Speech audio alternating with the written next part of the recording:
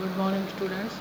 ये second part reproduction in animals का video है। आपको पेज नंबर 101 से आगे इसमें पढ़ना है।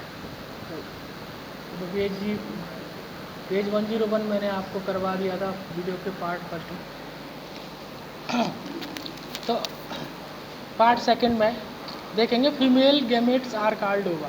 जो फीमेल जो गैमेट्स होते हैं, यानी ये फीमेल्स के जो गैमेट्स, मेल गैमेट्स का तो स्पर्म हो गया, फीमेल गैमेट्स को बोलते हैं हम ओवा या एग्स, जिसका फिगर आपको 9.4 में ये दिखाया गया है। In human beings A single matured egg is released into the oviduct bye one of the ovaries every month. हाँ, यानी जब हर महीने एक महीने में एक मैच्योर्ड एग रिलीज होते हैं। Matured eggs is released into oviduct, oviduct के थ्रू निकलते हैं। आपको पिछले पेज पे मैंने बताया था कि ओविडक्ट क्या होता है, अभी मैं आपको समझाता हूँ। ये जो होता है ये ओविडक्ट है। तो ओवरी से जो महीने में एक बार जो एग्स रिलीज होते हैं और ये यहाँ रिलीज होते हैं, ऐसे ये भी ओवरी है, इससे भी यहाँ, इसको बोलते हैं हम ओविडक्ट। ठीक है, आप नेक्स्ट पेज पे देख।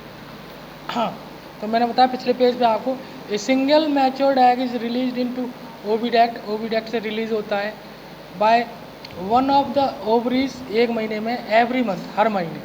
Uterus is the part of where development of the baby.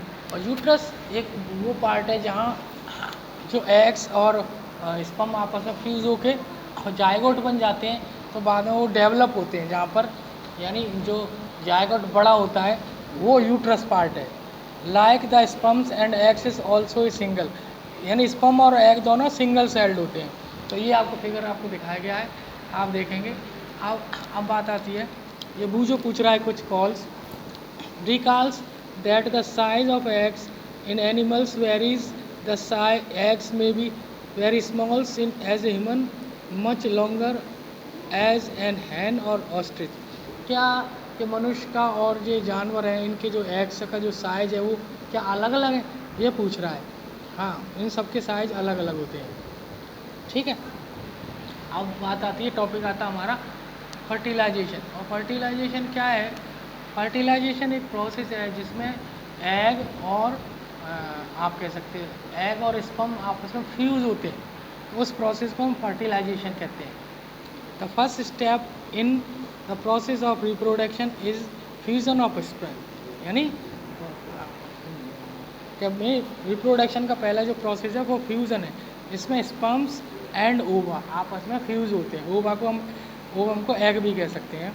When the sperms come in the contact with egg, जब स्पर्म जो है ना एग के कांटेक्ट में आता है, तो वह वन ऑफ द स्पर्म में फ्यूज़ विद एग, उनमें से एक स्पर्म जो है वो एग को फोड़ देता है, यानी फ्यूज़ कर देता है।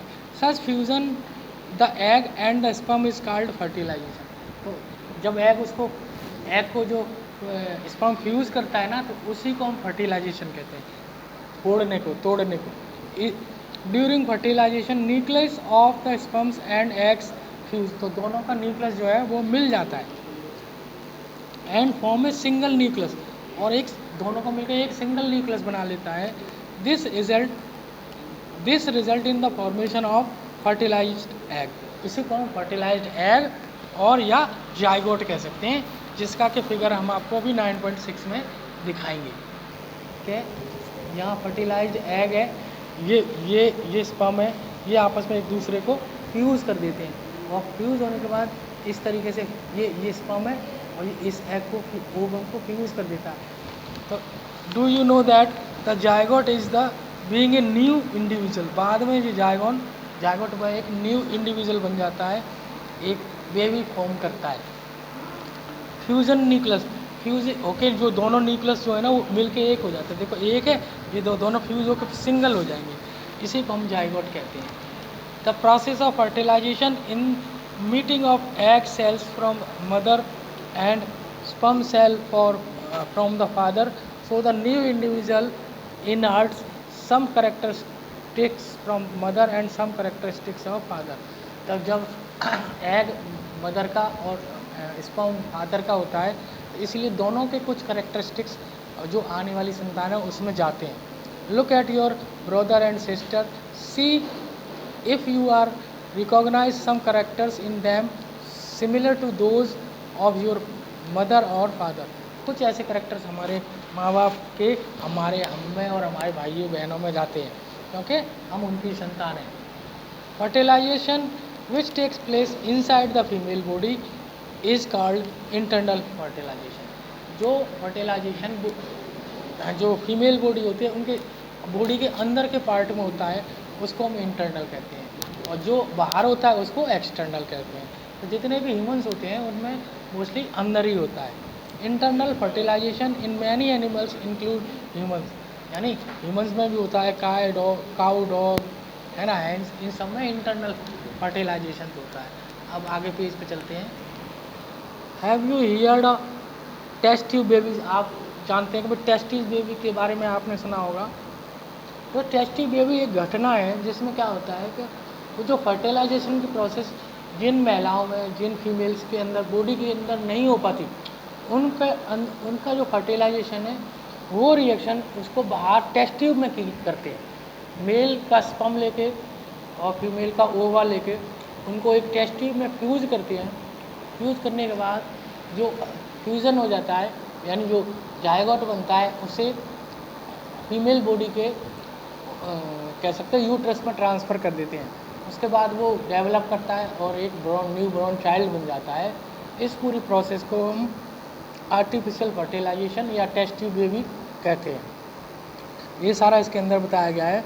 बूजो एंड वेली teach once told them in class that some women's oviduct are blocked.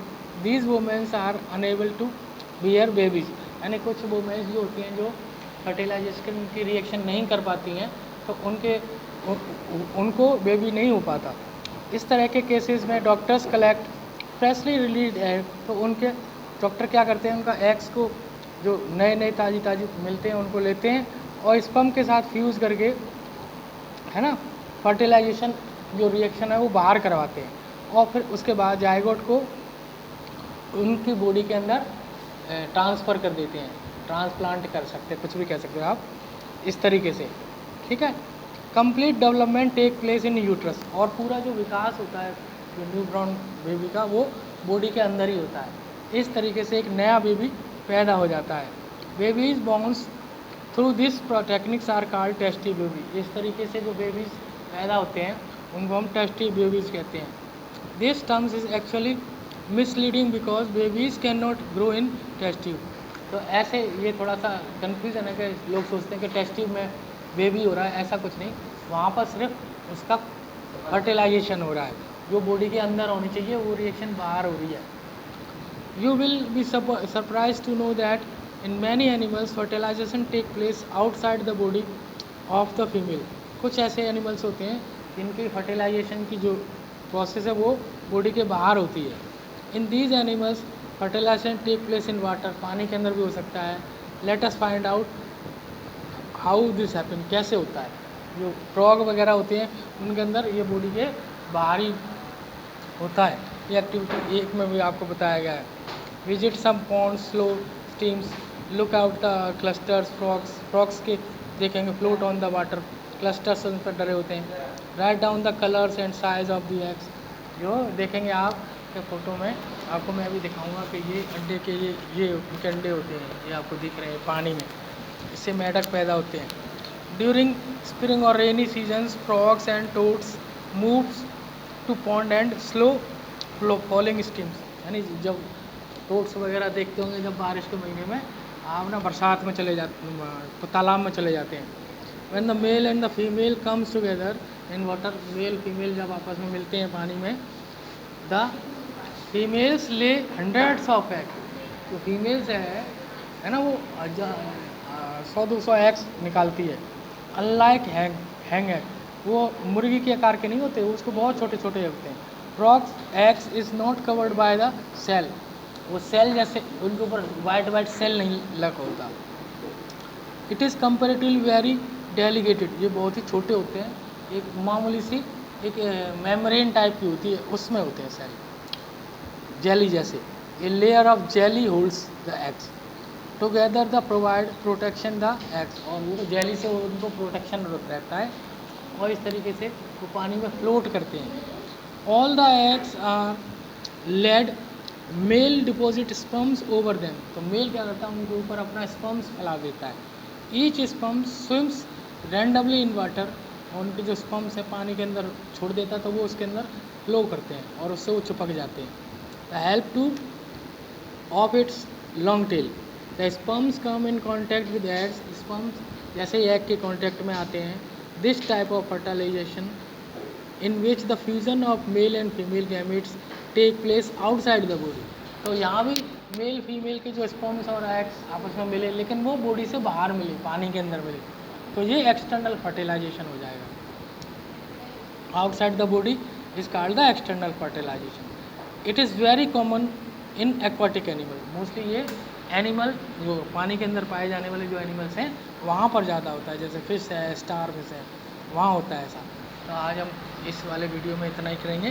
Page number 103 third part आपके लिए भेजेंगे, उसमें से आगे होगा नेक्स्ट।